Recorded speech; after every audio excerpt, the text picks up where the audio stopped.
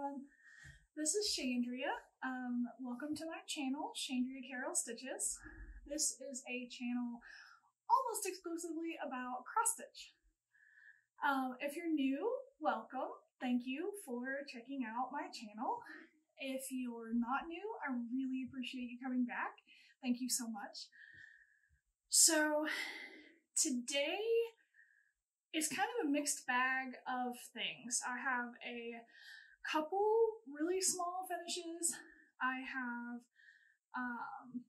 I think 3 whips, and then I will show you why I have less stitching and why I have been gone so long, what has been occupying my time. So if that sounds interesting, then let's go ahead and get started.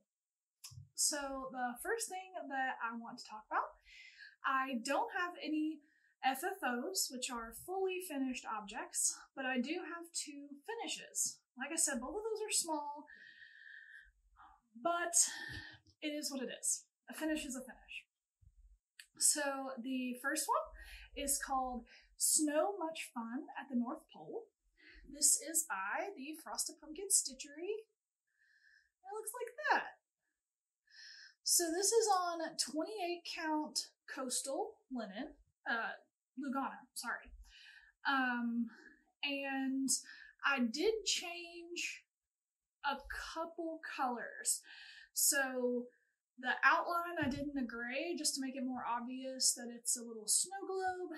And then I think I just picked like a random purple. I'm not sure what the base was, but this was from an issue of Just Cross Stitch magazine, but you can get this on their website now. And I think that's about it for that one. The second one I'm super excited about. I just finished this last night, actually. I wanted to get in some Valentine stitching because, like I said, I've been really busy. I'll talk about why in a second. And I haven't gotten to do much of what I had been planning on doing. So I still have a couple starts I'm going to try to fit in sometime this month to at least get those started. But I'll talk about that more in plans and what I have coming up. So anyway, this is Stinkin Cute by Frony Ritter Designs. How precious is that? Let's see if I can put something behind it so you can't see the light. There we go. How cute! So this is also from an issue of Just Cross Stitch magazine. This was February 2023. It's by Frony Ritter Designs, like I said. This is 32 count Nightshade linen by BeStitchMe. I think I used just like extra kit flosses, except for the variegated purple in the words, which I don't know if you can really see. But that is a special edition color and cotton called Brijin from a Black Needle Society for Hogwarts box. That's all my finishes. This may be a relatively short video, but that's okay because I have come to realize that the editing process for YouTube is awful. So the shorter this is, the less I have to spend on editing. So yeah, let's keep trucking. For whips. So the first one I have is not a whip go call. I do have one of my whip go goals finished. So, but getting ahead of myself, do that in a second. The first whip is Castle Homecoming by the Frosted Pumpkin Stitchery. This Sal just finished this month. maybe a week or two ago, but it was in February. I think I'm 3 parts behind. I just finished part 7, which is what I'll show you. I can put up a photo of what it looked like before, and then I'll show you what it looks like now. This is on 32 count. Picture This Plus Valor, I think. If not, I'll correct myself. This is what it looks like. Because I finished a part and haven't started the next part yet, then we are out of the Q-snap, so you can see the full thing. But here's what it looks like. Let's try and get you a frame. How cute is this? So, the Needleminders, also by the Frosted Pumpkin Stitchery, came out with this. I'll do it in halves so you can see. So, there's this chunky little dragon. There's some jousters. One of my favorite parts is this knight is roasting marshmallows in the breath of the dragon. Precious. Let's see, let's try to do the middle. You've got Nessie and the frog prince there. And then the part that I most recently was working on is this very large tree and the squirrels, the little fishing bridge troll. So cute! So yeah, this is the whole thing. So, like I said, I've got 3 more parts. There's a castle and a willow tree up here. There's a little fella standing on top of this, I guess welcoming the whole group back. There's a flowery border along the top, and then there's some clouds and the sun and such between the border and yeah, so it's all up here. The bottom half is completely done. So cute. Okay, I actually already have a frame for this.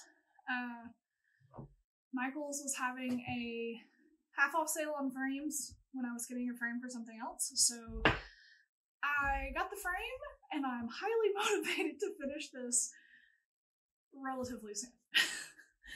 I know that the Frosted Pumpkin Stitchery was working on another year-long sale.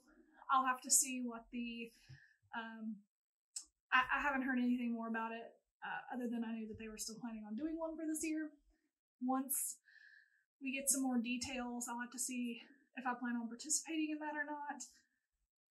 I don't know. I think it'll depend on the theme. There's been a couple of the mystery sales that I've missed. Like I've got that FOMO feeling, so I've purchased after the fact and I've started those. Especially Christmas wreath. I highly wish that I had started that one.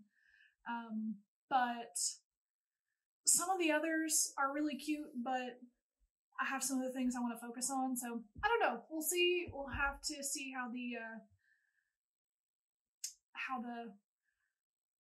what the theme is before I decide if I am gonna get in on that or not. Especially because the Lola Crow sal for this year looks amazing. It's supposed to release today, the theme, so if in the midst of my editing I see that, I will pop up the theme, but from what you could tell from just the sneak peeks, it looks like some sort of haunted underwater, maybe pirates, ocean-y theme, and oh my gosh. Not that I have finished any of the other sales by her, but that one might get me because it looks fabulous.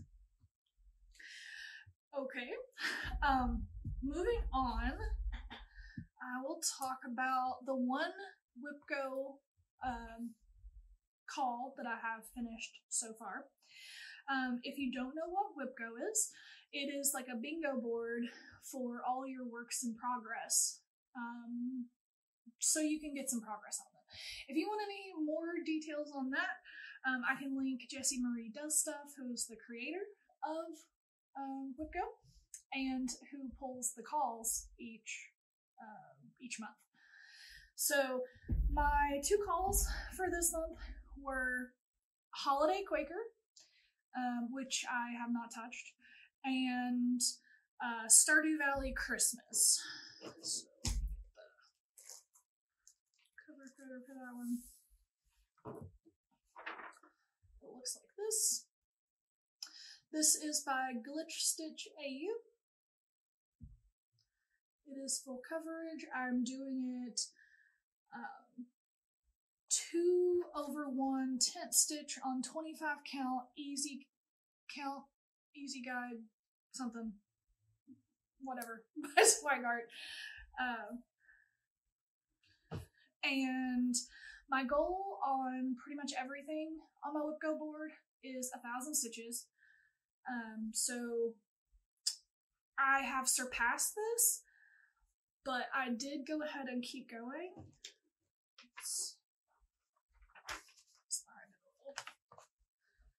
So I can pop up a photo of what it looked like last time, and then this is what it looks like now. So I think I've done about 1,100 stitches. Remember that these are tent stitches, so they go a little bit faster. But so far, I am loving this. It's so cute. I think I could say that about all of my drawers. I'm most excited to get into the little dog here. I'm not really a dog person. I'm sorry. I can't help it. I like my cat. I like cats' independence. And when I'm not feeling so hot, I like that they don't need me. they can do their own thing when I need some, when I can't always be on, and I feel like a dog needs you a lot more than a cat does. So I'm not really a dog person. They're just a little too needy. But the dog is really cute, and I'm certainly not going to change the pattern. I think one of the other ones has a cat. Of course, this is from the video game Stardew Valley, so you can pick whether you want a dog or a cat companion. I'm not changing anything in these, so if it's got the dog, we're having a dog. I really do want to keep working on this a little bit.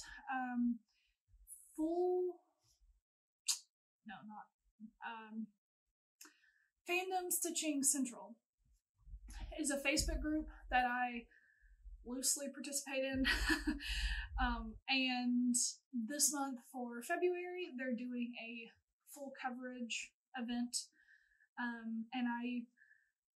This is a Whipco call for me anyway, but I'm also using it for that.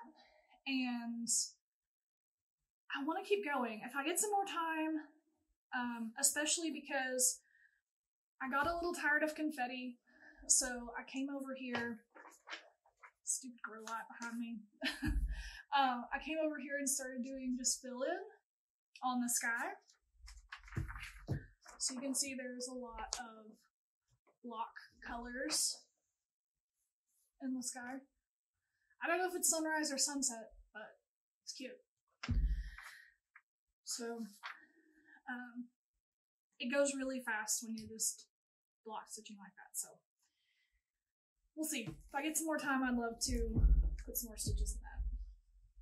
Because those are tent stitches, technically I would say I've met my Whipco call because it's 1,000 stitches on that project, but it was not 1,000 full stitches. So if I can, then I would like to go ahead and get up to 2,000 tent. which would be 1,000 full cross. But if I don't, you know what I'm calling it. I'm saying I completed that goal. It did get 1,000 stitches on, like, for what that project would be. So, because, whatever, you know what I'm talking about. Then the only other whip I think I worked on was one more bit of Valentine stitching. And this is also what I would consider a pink February stitching project. That was started, let's see, by a group of lovely Flosstubers, Cam from Cam the Stitcher, Marjorie from Marjorie Made, Brijin the Museum Stitcher. I'm not sure if the others I've seen are participating in that, but I know those three are. Started Pink February stitching. So, my project for that is Lovebirds by Autumn Lane Stitchery. I will put up a cover photo because I'm actually doing the version that was in Just Cross Stitch magazine. Of course, it is since released and you can purchase it, but it was originally published in the magazine. I'm doing this on 32 counts. Crimson Peak Lugana by the Steel City Stitchers, Jody. This is fabric from a Black Needle Society, their very first Halloween advent box. The needleminder is from BeStitchMe. I actually made this project bag. And then I can put up a photo of what it looked like before and what it looks like now. I've done several hundred stitches on this. It's a really, really nice stitch because it's monochromatic. It goes really fast. Of course, I don't think white stitches lay as well as some other colors, but it is what it is. Yep. I would love to get some more progress on this. This is a whip that I've had for a while, and I don't know. I feel like the month of February always goes so fast. So I want to work on this, but I want to do other things. I'm still trying to get some Christmas stitching in, and not Christmas, winter stitching in before spring really starts. And so I feel like I don't end up working on this one. I believe it's, let me see how many stitches this has. It's not astronomical.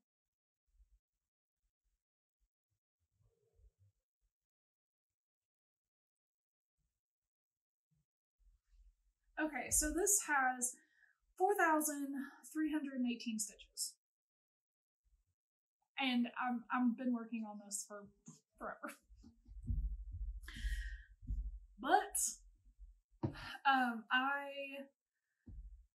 so what I have is, since I've got it pulled up, this is 775 stitches out of the 4,318, which means I am 17.95% done.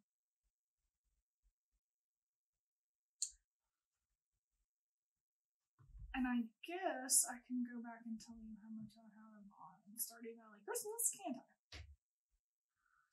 So, Stardew Valley Christmas. Oh, that's so close. This is 1,904 stitches out of 19,113 stitches, which is 9.96%. I have to get this to 10% before I put it away for the season. Like, come on, that's gonna be nothing. I've got to do that. Probably one more throw will get me up to 10%. Which Marjorie of Marjorie Made Stitches started, actually, I don't think she has stitches. I think it's just Marjorie Made. Anyway, she recently introduced a really interesting concept that I think I'm going to try to do. It is 10 to 10 by 10. So get 10 projects to 10% completion by the 10th month, which is October. Because I have so many sad starts, I think that would be a really good goal to get a significant chunk done. I mean, I would say, especially on some of my projects, 10% is significant. So getting 10 of my sad starts to 10% by October.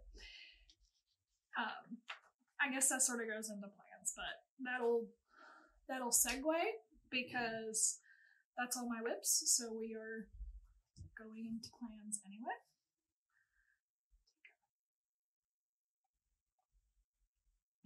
If this looks like a flower pot, that's because it is. It's for a Black Needle Society box.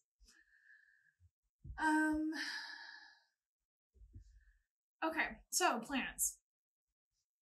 Obviously, I'm going to have to work on Holiday Quaker to get my 1,000 stitches on that. Haven't started it, so still need the full 1,000 on that. I would like to go ahead and do some more work on Stardew Valley Christmas.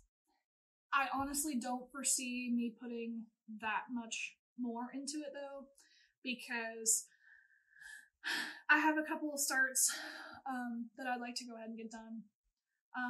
The first one is The Year of the Dragon by Frosted Pumpkin Stitchery for Lunar New Year. I wanted to start it on Lunar New Year, and then I ended up having social obligations, which interrupted my stitching time. So, and then I just haven't found time to start after. But I would like to at least get that started. I think it's only like 2,000 stitches. Let's see here. 2,341. It's not that big. Unfortunately, I don't think there's going to be enough time for me to get that done this month. But I started purchasing the Year of patterns from the Frosted Pumpkin Stitchery when they started with the Year of the Rat. I think that was 2020. They may have done some before that, but I love rats. We have pet rats, and so I started with that. Meant to start it and do it, haven't done it yet. I've kept purchasing them and have not started a single one. This is the year that changes. I'm going to at least start the Year of the Dragon for 2024. When it'll get done, I don't know. And then I also want to start at least one. I have 2 kitted up, but I just there's not enough time. But the Sprouting Lupine Halloween samplers. Valentine's samplers. So the 2 that I have kitted are My Mushy Valentine and Luna Love. I'm leaning towards starting Luna Love because that one is for 2024, and so I'd like to start that one. This has about 7,500 stitches, so there's no way I'm finishing it this month, but it's absolutely gorgeous. I plan on doing well, not fully, but Julie from Kansas City Girl in the Colorado World did a conversion of this, which is instead of just the pinks, it also has like teals in there as well. So I'll pop a photo of her conversion if I can find one on Instagram. I have went through and picked the colors because I've already picked my fabric.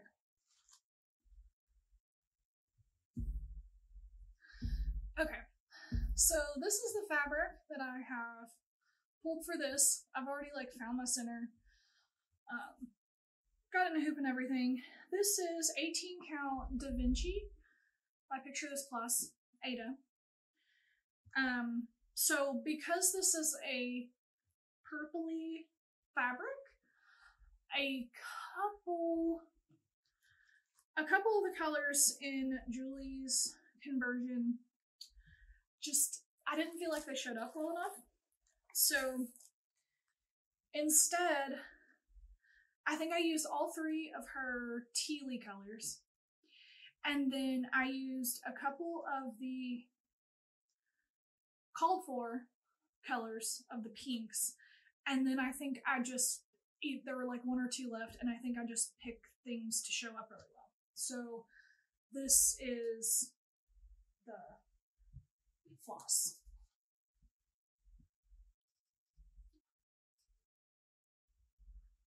And I love the teal on the purple, but I still think the pink shows up really well. Yeah, love it.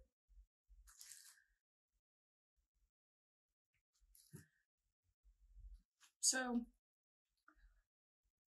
this one's ready. I'm definitely at least gonna start this one, but I don't know how much progress I'm gonna get on it before I put it away. And then a couple more. I also have this one ready. This is Cara Mia Mon Cher. Well, actually, I think it's the other way around. Mon Cher Cara Mia, which is the Witchy Stitcher Patreon pattern for January. I think it was January because yes, definitely January. It was the January pattern so that you could have it ready for Valentine's Day, and look at me. But I plan on doing this one on, what is this? Is this Life's a Peach? Yeah, so this is 32 count. Something put behind this. Life's a Peach linen by BeStitchMe. Needleminders from Frosstube Stitchery. Yeah, so I'm going to do Mon Cher Cara Mia on that. Again, I'm totally getting that started. And I also feel like the Addams Family is a year-round theme, so I don't necessarily consider that one holiday stitching like I consider some of the more obvious Valentine's Day ones to be. Okay, and then last in my list of plans, Lindy Stitches has, what does she call it? The Endangered Species Club. And I had to get in on that. So this is the first one of those, which is called the Amur Leopard.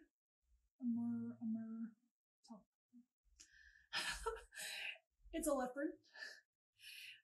It is a rare subspecies of the leopard family dwelling in the far east of Russia and northeastern China. Fun fact, they can run up to 37 miles per hour. This is a critically endangered species with an estimated 84 individuals remaining. So, this club comes every other month. So, I think this one came January 20th, or came out January 20th, and then the next one will come out March 20th. So, am I going to get it finished? Probably not. The stitch count's 107 by 107. Let me check the stitches. 7,518. So it's not going to get done before the next one comes out, but I'd at least like to get it started and get some good progress. So,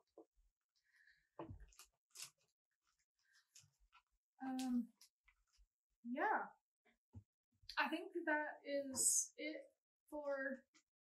Okay, that's it for planned new starts. But coming up in March, with the way things are going, I'm really not sure when I'm going to get to film again. But coming up in March will be March Stitching Madness. March Stitching Madness? March Stitching Madness. One of the two. So this was a stitching challenge that originally was thought up by the Steel City Stitchers, I do believe. It's also in the Fandom Stitching Central, one of their yearly events. And essentially, you'll be stitching on at least 15 projects, because for the first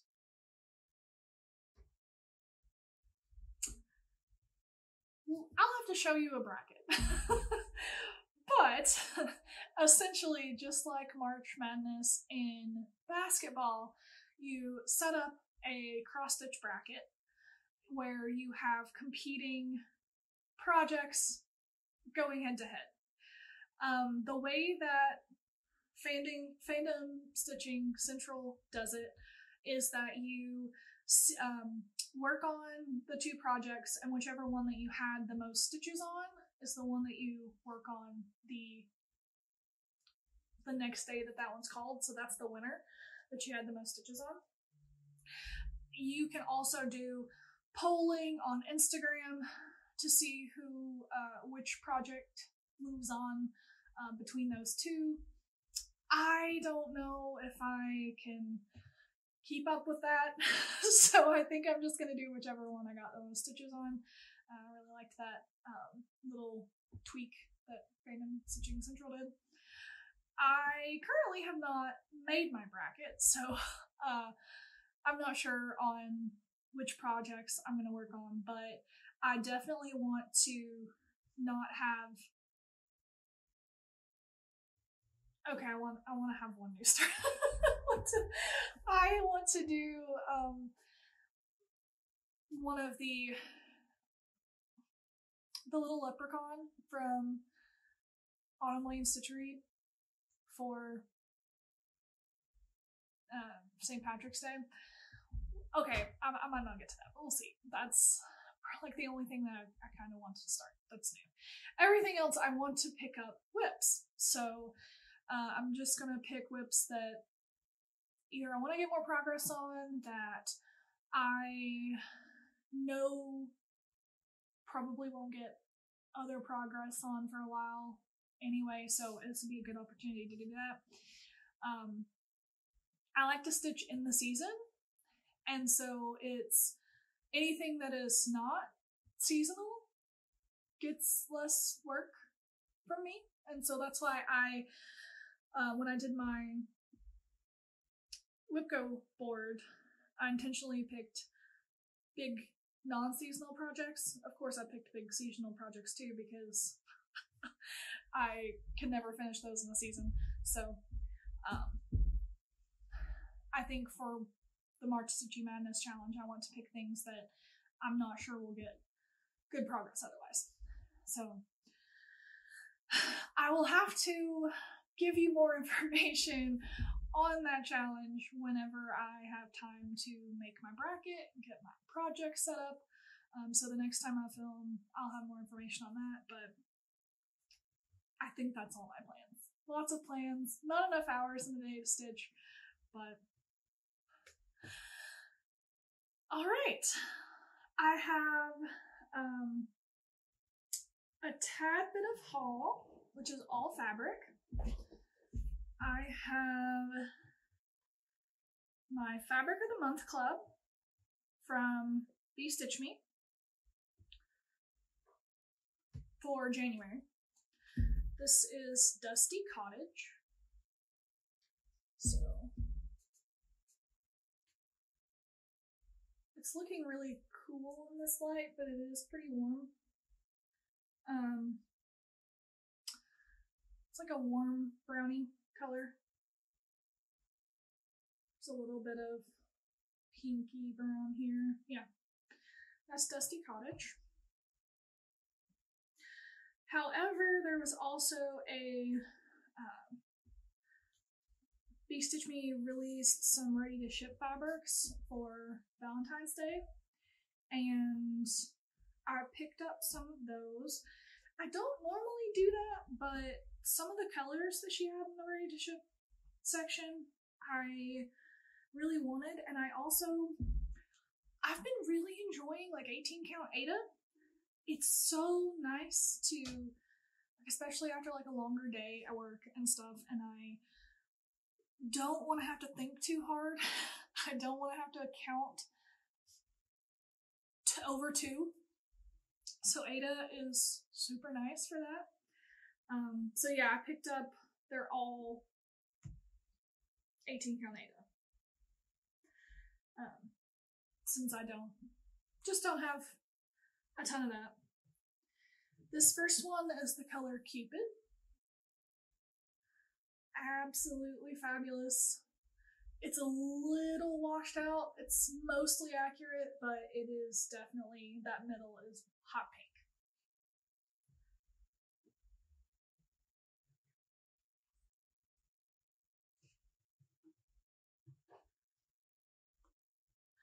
BeStitchMe has a Facebook group. She does at least like once a month, maybe closer to once a month now that she's pretty busy, Friday night fight nights, where you can pick up cuts of fabric, but I don't get on at the right time, so usually I just get my fabric of the month and pull from that when I kit up things. So this was, but our ready to ship section of the website is really nice too. And again, if you're on her Facebook group, she tells you when it's updated, as well as her newsletter when she's going to update that. So this next one, I think because this is Aida, it's not as modeled as the linen would be. But this is the color Toe Beans. This is a very, very, very pale, like pastel-y pink. And it's just not really modeled, but it's absolutely perfect for just a really pale pink. And the name Toe Beans is just so cute.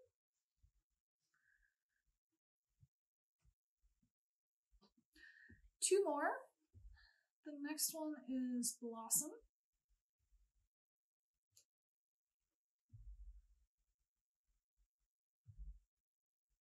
This is like a warm pink.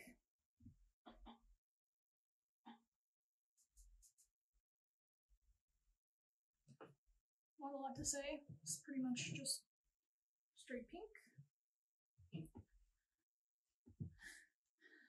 And then the last one I got was actually not part of the restock for Valentine's Day.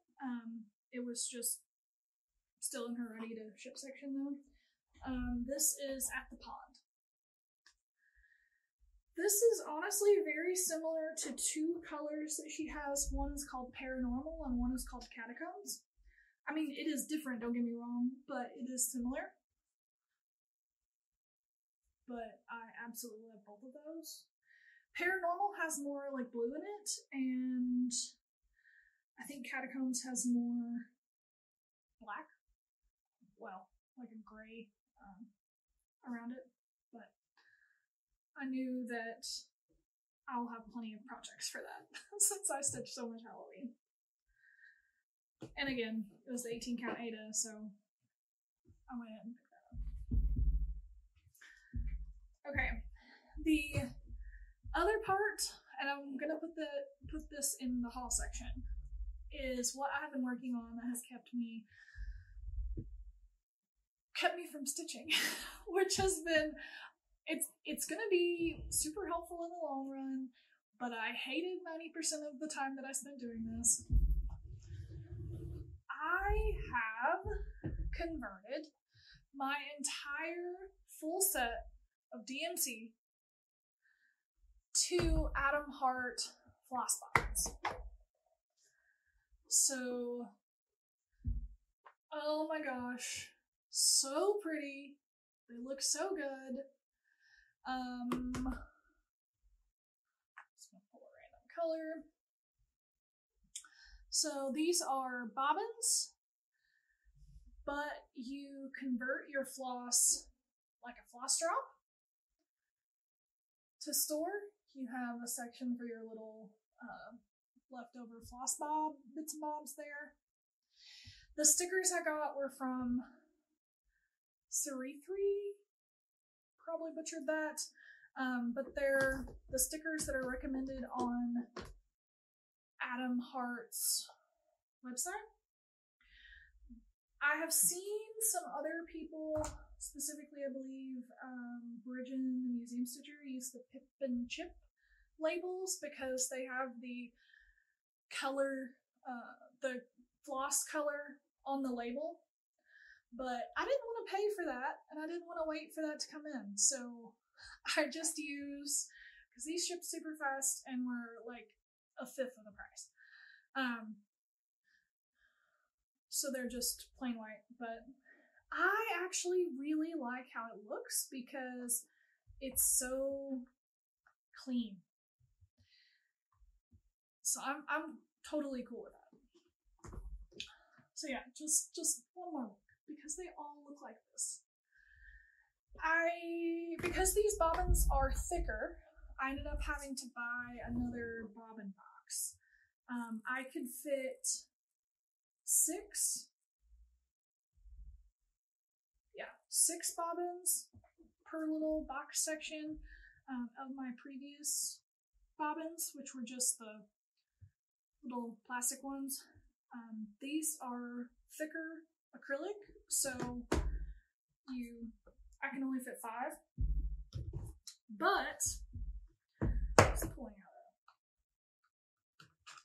an extra blank bobbin to hold while I talk about. So you can see they're thicker than just a normal, really, really thin, floppy bobbin.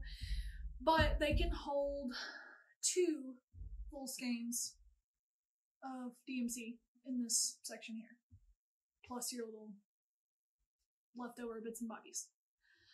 So I consolidated extra skeins of floss that I had because early on when I was stitching, I would buy, if I knew a project was going to call for multiple skeins of floss, I would buy multiple skeins, and then I would just keep all of my extras in a separate bin. I had them all like nice and labeled. I knew how many, well, I didn't know how many I had. I knew I could flip through it and pick the color I need pretty easy, but I had so many extras, and with the amount of whips that I have, I'm not going through skeins of floss that fast. So I did not need, I have 29 skeins of DMC 310, plus a cone. I have one of the smaller cones, but plus a cone, and I don't need that. So I went through, and the ones that I had extras of, I put 2 skeins on each bobbin, if I had extras of that color. I also went ahead and, while I was doing this, cataloged what I have extra in Notion, so that now until I use up all those extras, I'm not going to be buying more of that color. I also I mean, this is the way that I had been doing it before. I would either put them on floss drops or floss cards and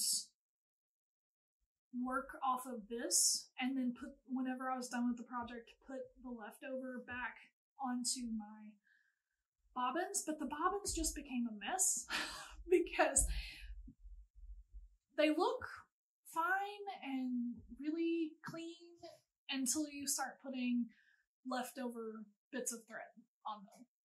Then they just turn into a hot mess, things sticking out all over.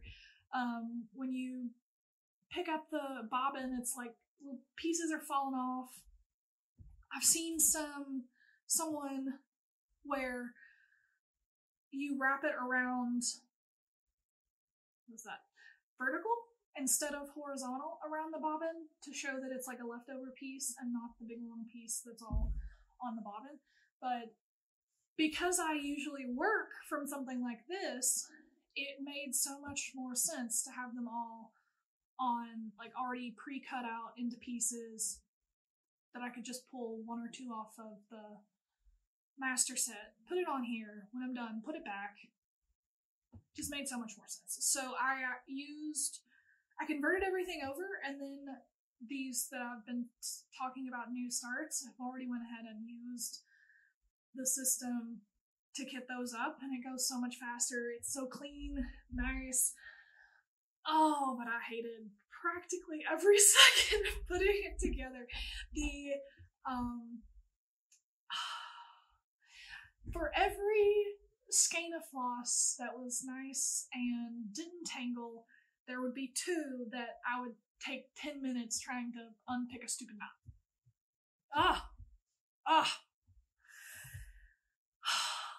I don't want to look at another skein of floss for a while. Hopefully I won't have to. But yeah, anyway, this took forever, but it looks so good. So excited to have it done. Yeah, love it. Okay, I think that is all the stitchy content. I do have a couple books I want to talk about briefly. I will really try not to ramble this time, but if you were just here for the stitchy content, I really appreciate you watching a video, and hopefully I'll see you next time. If you're here for my book ramble, let's go ahead and get started. So, the first book that I finished was for the Black Needle Society Books with BNS Book Club. This is Iron Flame by Rebecca Yaros. Obviously, I liked it well enough to buy it. I usually read things digitally, and then if I want to support the author, if I plan on rereading it multiple times, really love it, want it on my bookshelf, then I'll purchase it. So I now own both of these, so clearly I liked it. Still had some problems with it. So in case you don't know, this is the new hotness on like Book Talk and BookTube and all over the young adult sector of books. The first one is called Fourth Wing. This is book 2 in the series. It is about it's a fantasy novel centering around a war college, and specifically a girl who goes into the Riders Quadrant to learn to be a dragon rider. So, if all of that sounds lovely, I still can't tell you, oh yeah, go get it, because so much of the book is not about that.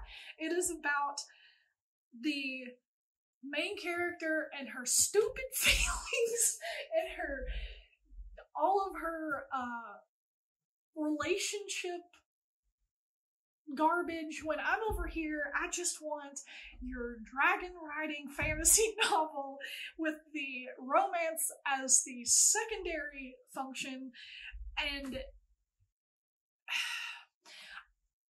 I am perfectly happy reading reading a fantasy novel that does not have a hint of romance. Perfectly content.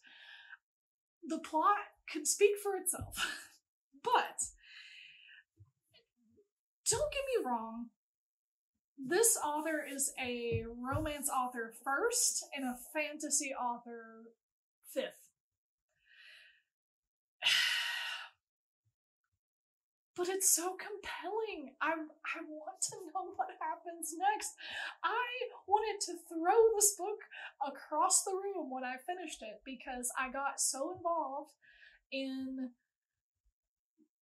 the story and the ending, not knowing where it's going to go from there, was infuriating. So the fact that it instilled the emotion in me like that definitely means it did something right. But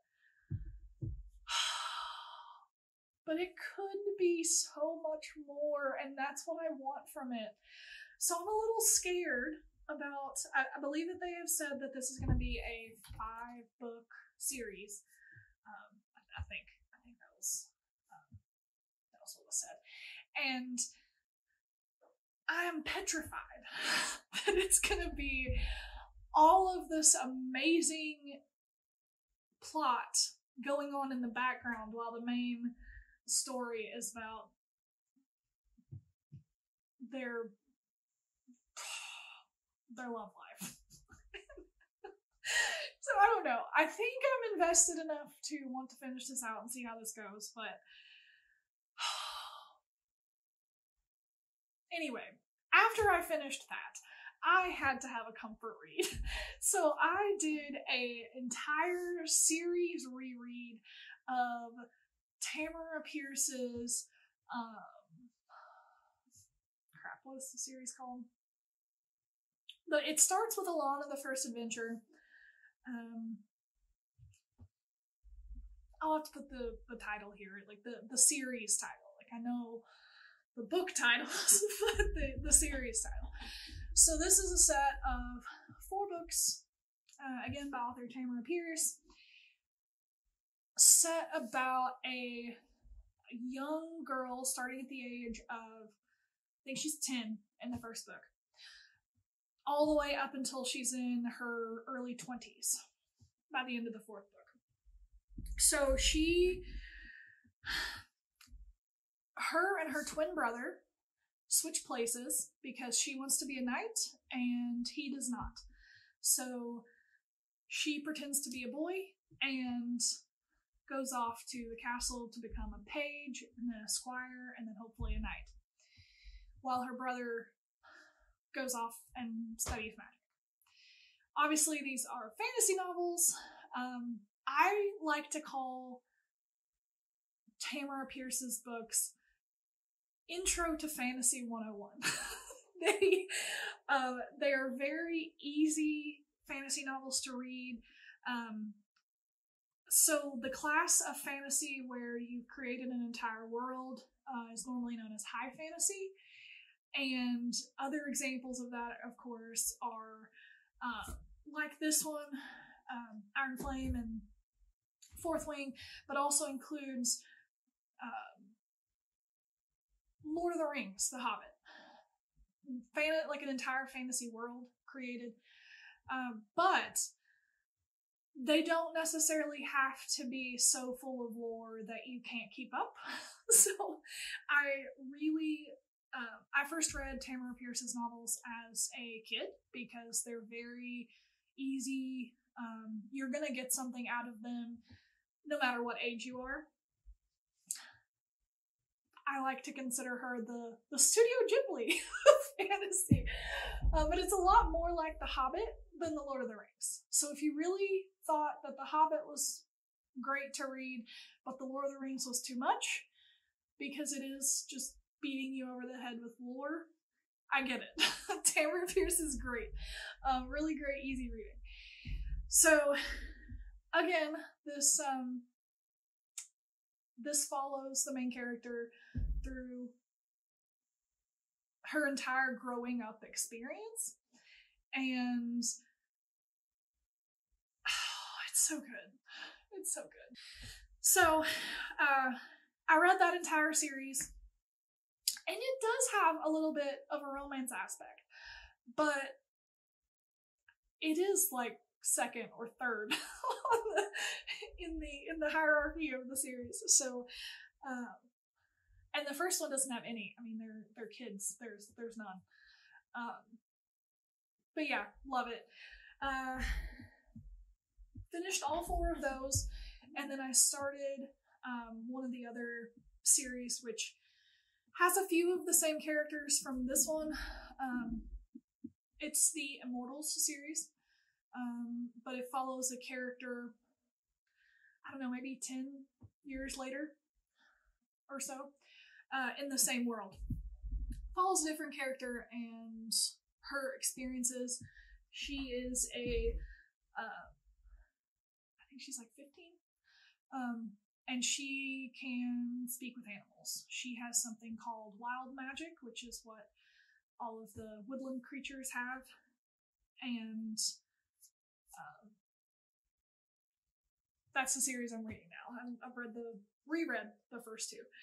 Again, like, they're comforting. They're easy to read. They're funny, cute, sweet. Still have action, still have the fantasy element. I love them. But that's it. That's all I've got. If you stuck around this far and listened to my book rambles, I really appreciate it. I'm gonna clean up my mess and get this video edited so I can go stitch some more. I got nothing else to say. If you have any questions about anything that I've shown here today, just let me know. And I'll catch you next time. Bye.